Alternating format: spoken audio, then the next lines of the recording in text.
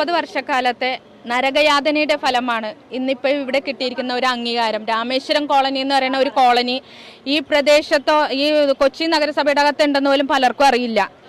ആ അവസരത്തിൽ ഇവരുടെ എത്ര ദുരന്തമായിട്ടുള്ള യാതനകൾ കാണാനായിട്ട് ഒരു അധികാരികൾ ഇന്ന് വരെ കയറി വന്നിട്ടില്ല. ഇവരുടെ ഒരു വോട്ട് ബാങ്കേഴ്സ് മാത്രമായിട്ടാണ് ഇവരെ കണ്ടുകൊണ്ടിരുന്നത് വെച്ചാൽ പലരും. പക്ഷേ ഇന്ന് അവർക്ക് അതിനുള്ള അംഗീകാരം നേടിക്കൊടുക്കുവാനായിട്ട് സാധിച്ചു. അത് എല്ലാവരുടെയും സഹകരണം പൂർണ്ണമായിട്ടുണ്ടായിരുന്നു.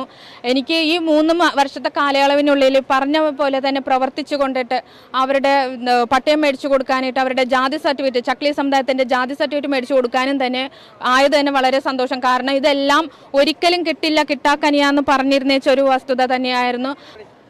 30 വർഷമായി ഞങ്ങൾ കോളനിയിൽ, രാമേശ്വരം കോളനിയിൽ താമസിക്കണം. പലരും രാഷ്ട്രീയത്തിൽ വന്നിട്ടുണ്ട്. ഞങ്ങളെ ആശിപ്പിച്ച് കണ്ണീരോടെ ഞങ്ങൾ കാത്തിരുന്നിട്ട് ഇതുവരെ ഞങ്ങൾക്ക് ആ സൗഭാഗ്യം കിട്ടിയിട്ടില്ല. ഇപ്പം ഞങ്ങളുടെ മുഖ്യമന്ത്രിയിൽ നിന്നും ഞങ്ങളുടെ കൗൺസിലിൽ നിന്നും അവരുടെ അധ്വാനത്തിൻ്റെ ഫലമാണ് ഞങ്ങൾക്ക് ഈ സൗഭാഗ്യം ഞങ്ങൾക്ക് കിട്ടിയത്.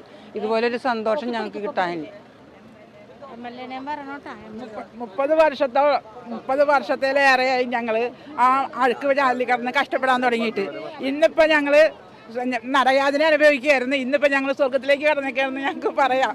പിന്നെ അതിൻ്റെ പുറകിൽ MLA-യും ഞങ്ങളുടെ കൗൺസിലറും ഞങ്ങളുടെ മേയറും എല്ലാവരുടെയും കളക്ടറുടെയൊക്കെ അധ്വാനപരമായിട്ട് ഞങ്ങൾക്ക് ഈ സ്വർഗ്ഗലോകം ഞങ്ങളുടെ കൈ കിട്ടിയേക്കാണ്.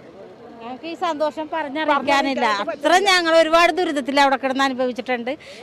ഞങ്ങളുടെ കൗൺസിലറുടെ ഞങ്ങളും കൂടെ നിന്ന് പ്രവർത്തിച്ചതിന് ഫലമായി ഇന്നത്തെ ഈ ആഹ്ലാദം ഞങ്ങൾക്ക് എങ്ങനെ പങ്കിടണമെന്ന് ഞങ്ങൾക്ക് അറിയില്ല. ഞങ്ങൾ കണ്ണീരുമുണ്ട്, ഞങ്ങൾക്ക് സന്തോഷമുണ്ട്.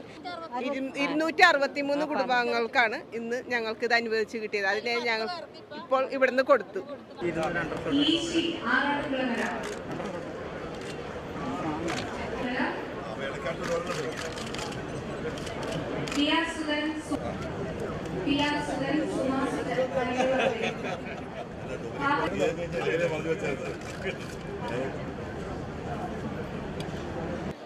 ബഹുമാനപ്പെട്ട മുഖ്യമന്ത്രിയുടെ എറണാകുളം ജില്ലയിലെ ജനസമ്പർക്ക പരിപാടിയുടെ ഏറ്റവും വലിയ പ്രത്യേകത രാമേശ്വരം വില്ലേജിൽ കഴിഞ്ഞ 30 വർഷങ്ങളായി പട്ടയം നിഷേധിക്കപ്പെട്ടിരുന്ന 250ഓളം കുടുംബങ്ങൾക്ക് പട്ടയം വിതരണം ചെയ്യാൻ കഴിഞ്ഞു എന്നതാണ്.